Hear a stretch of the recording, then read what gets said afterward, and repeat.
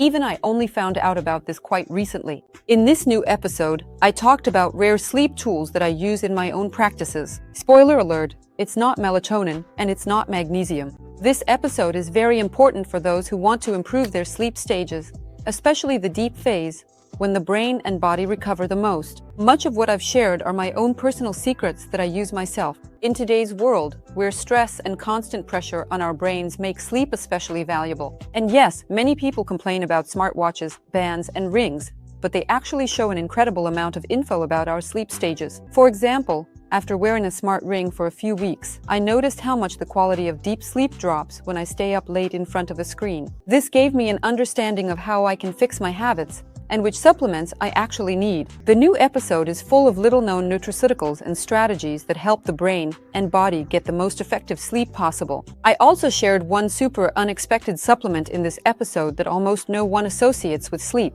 Today, I want to talk to you about a very unusual topic. There are several very interesting and little-known supplements and nutraceuticals for sleep used by doctors in so-called sleep medicine, biohackers, and preventive medicine doctors worldwide, but few people know about them. They're less mainstream than melatonin, which everyone knows, or even magnesium, but they end up giving a really great effect. And I'll tell you about the most unexpected and powerful sleep supplement at the end of this video. And by the way, you all know this nutraceutical, but you have no idea how powerful it is specifically for sleep. I've been working as a doctor with patients for 15 years, and I've been seeing people in medicine for 15 years. I understand just how much sleep is a vital component of our health. It's not so much physical activity, which is also certainly important, or even food, but sleep that forms this balance and the dance of our hormonal state, the dance of your mood in general, the dance of how you feel the next day after a good night's sleep, or conversely, after a bad one. And before we move on to nutraceuticals, it's important to understand one very key thing. Sleep supplements can be a very useful tool if you have any kind of issues. But the foundation of quality sleep is, of course, not supplements. It's not nutraceuticals. At the core, there are always circadian rhythms, wakefulness and sleep hormones, and sleep hygiene.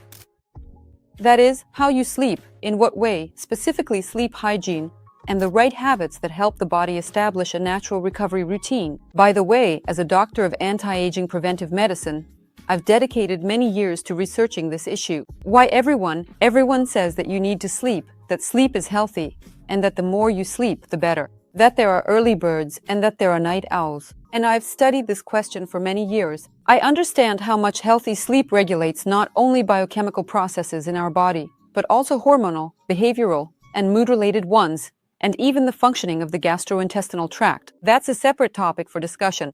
I want to say one more important thing about sleep. Recently, a few months ago, I bought myself a smart ring. There are many different ones in Russia now, watches, rings, and various trackers. And so, my ring shows me how I sleep. Well, among other things, it shows stress fluctuations, physical load, and various other very interesting metrics, by the way. But for me, it's very important to analyze my sleep. I can see how certain supplements affect my sleep, or how different activities impact it.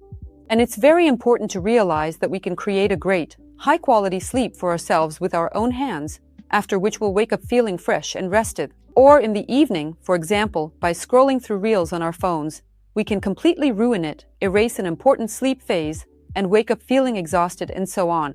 By the way, if you're interested in sleep phases and how to influence them, which specific supplements affect which phase, how to set up sleep hygiene, and what rules to follow for quality sleep. If you'd like a video like that, let me know in the comments, and I'll definitely record it for you upon request. So, my ring shows me how I react to various supplements. Of course, there are sleep supplements, like melatonin, for instance. It's a sleep hormone, a natural sleep hormone produced by the epiphysis, the pineal gland in our body, and it helps us fall asleep, dream, and feel good. There's magnesium, various forms of magnesium, which we also know relax us in the evening, helping us unwind and fall asleep faster. There are magnesium baths, magnesium salts. There are many well-known nutraceuticals like these. Today, I want to tell you about some things that you likely haven't heard of or known about. And the first one is a very unusual molecule called oleamide.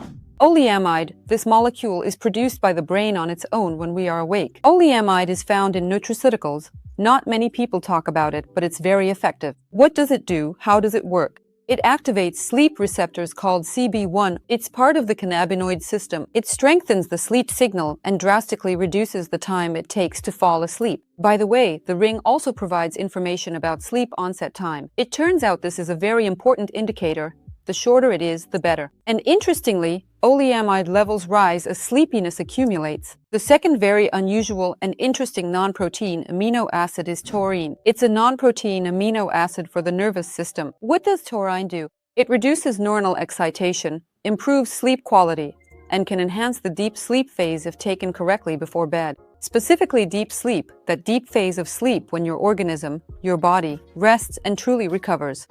And interestingly, I really like taurine, and I use it as a detox supplement. Here's an interesting fact. Taurine is an amino acid added to well-known energy drinks as a molecule that provides energy. And here's a very important point. If we take taurine in the morning, it stimulates us. For example, with coffee, yes, it stimulates and gives energy. If we take it before bed, it stimulates falling asleep quickly and enhances the very deep sleep phase in which our body rests. The third non-obvious supplement that you likely haven't heard of is uridine. It's a nucleoside that participates in brain function and the synthesis of neuronal membranes. It's used for sleep because it improves sleep architecture and increases the so-called REM phase of sleep. We have the REM phase and the deep phase. The REM phase is the phase when our brain rests. The deep phase is when our body rests. So, the duration of the REM phase is very important for the brain and nervous system to recover while we sleep. Uridine is used for an overloaded nervous system. Most often, dosages of 50 to 150 milligrams are used in the evening. The next non-obvious nutraceutical is phosphatidylserine. It's a phospholipid, a protective component of brain cell membranes. And what's most important for sleep, in this case, is that it lowers evening cortisol. Cortisol is the hormone that keeps us alert in the morning. But if it's elevated in the evening, it becomes a stress hormone. So phosphatidylserine lowers evening cortisol, helping people whose brains just won't shut off at night.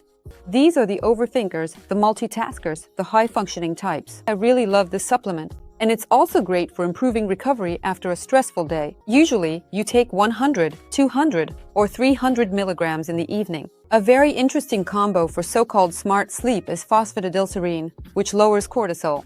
Then there's apigenin, which increases GABA levels. I also really like using GABA to help normalize sleep patterns. And glycine, which helps to enhance the deep sleep phase. This combination works very gently but deeply, without any medicinal, shall we say, grogginess. I'll say it again, nutraceuticals can help us with sleep, stress, and recovery. But to use them correctly, as I always say, nutraceuticals aren't candy.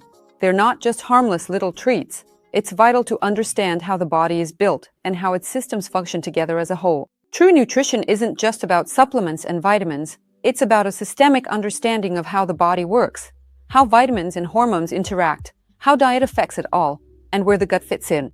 And now I want to mention 5 supplements that specifically increase sleep depth. That very deep sleep phase, when the brain and body recover to the fullest extent. Few people actually associate many of the supplements I'm about to discuss with sleep. First on the list is glycine. It's an amino acid that acts as an inhibitory neurotransmitter in the central nervous system. In other words, it's one of the most underrated amino acids out there. It lowers your body temperature before bed, which helps you fall asleep much faster. And sleep onset latency is a key indicator of sleep efficiency, plus it boosts deep sleep. Creatine is a bit of a surprise nutraceutical, but it's creatine that impacts brain energy. It has a very interesting effect, besides fueling muscles, which is why athletes use it for bodybuilding and gaining muscle mass. The key fact for us here is that it improves brain recovery at night, reduces the effects of sleep deprivation, and increases sleep depth for those under heavy cognitive load. Apigenin, which I mentioned earlier today, is a flavonoid found in chamomile, but in a more concentrated form. It works by strengthening the GABA signal.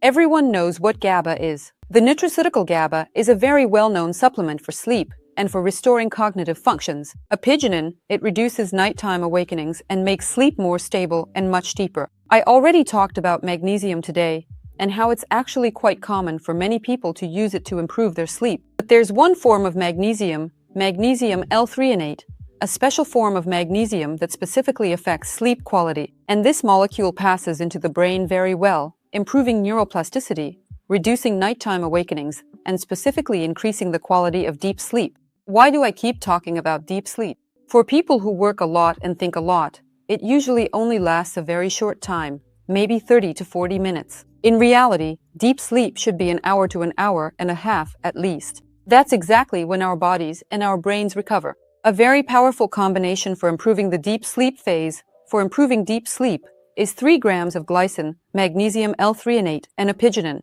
This combination often makes sleep much deeper. For people, after just a few days, you wake up feeling completely fresh and well-rested. And the very last supplement, quite unexpected and very well-known, which is used specifically for sleep, as I promised. A very underrated molecule, and that's inositol. We all know about the amazing properties of inositol for improving reproductive function, skin, hair, nails, and so on and so forth. But actually, in this context, inositol is involved in the work of neurotransmitters, especially serotonin, the hormone of happiness, joy, and so on. And inositol reduces nighttime anxiety. It reduces that mental chatter before bed, when we're trying to sleep, and by the way, early in the morning, in the early hours like 4 or 5 a.m., when you wake up from anxiety and start racing through those thoughts and overthinking everything. That's where inositol works great. It increases the depth of sleep and is most often used before bedtime. If you're taking it for any reason, move it to the evening and you'll see how your sleep improves and nighttime awakenings decrease. By the way, it's very often prescribed for actual panic attacks like that.